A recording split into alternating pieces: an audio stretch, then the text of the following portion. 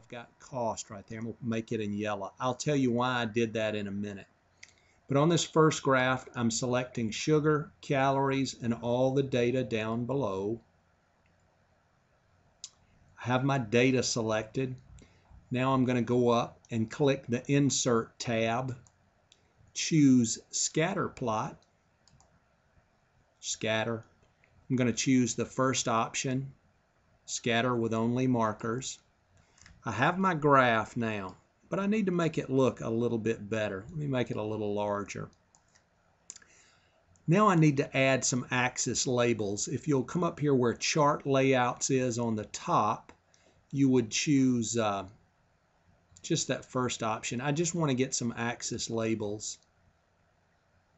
Now that I have my axis labels, I'm going to fill these in. This is going to end up being, what was that, calories? Calories. See if I can spell that correctly. Calories, looks right.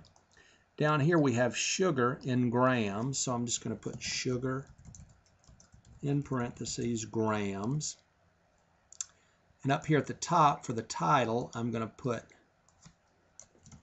sugar versus calories. Okay. The next thing I need to do is this little legend over here. It says calories. That's not needed. I'm going to click on it, right click, and say delete. Now, what I need to do is select any one of these data points and right click on it. From that menu, I'm going to select Add Trend Line. Okay? You want it to be linear, and then down at the bottom where it says Display Equation on Chart, check that. Display R squared value on chart, check that. Close it out, and there's my equation. So I'm looking good. I have the equation, and I have R squared. Now, R squared is the coefficient of determination. We were asked to get the correlation coefficient, which is R. I'm going to go ahead and make a place for it. I'm going to leave R squared up there. To get the correlation coefficient, we're going to use the correl function. Stands for correlation, of course. So I'm going to go down here in a cell, hit equal, and start typing correl, C-O-R-R-E-L, open parentheses. Then I want to choose my first data array. I'm going to get only the data under sugar.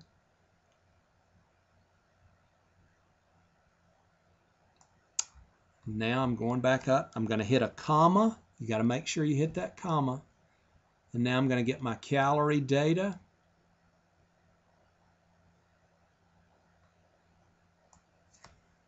Got it. I'm going to hit enter. Let's scroll up, see what we got.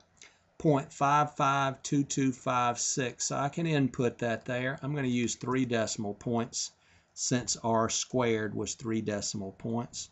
So R equals 0.552. Now what you're going to have to do for each of these graphs is to explain what these mean. The R value, or the correlation coefficient, is basically, it is always a value between +1 and -1. You need to, if you've got your textbook handy, take a look at it. The closer you are to +1, the stronger the positive correlation. The closer you are to -1, the stronger the negative correlation. You can also look at the line and see that it's got a positive slope. If it's got a positive slope, the R value will be positive. Now, okay, what else would we say? The coefficient of determination itself. Now, well, let me go back to the correlation coefficient. 0.552. I would call that a moderate positive correlation, okay? If it's higher, say above 0.8, it would be a strong correlation, strong positive if it's positive, strong negative if it were negative. The coefficient of determination, I don't think they ask us for this, but what it does is tell us the percent of variation, so about 30%, 0.30, 30% of the total variation can be explained by the linear relationship between, in this case, sugar and calories.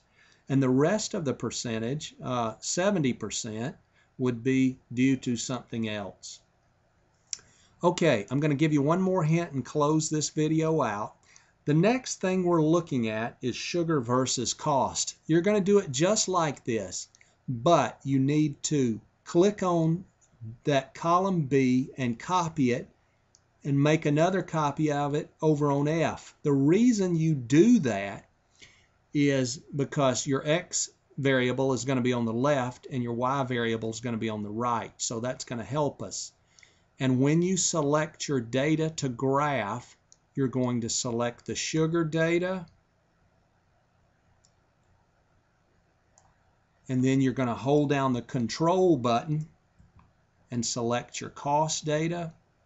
Then you're going to be able to graph again. Let's see, there we go.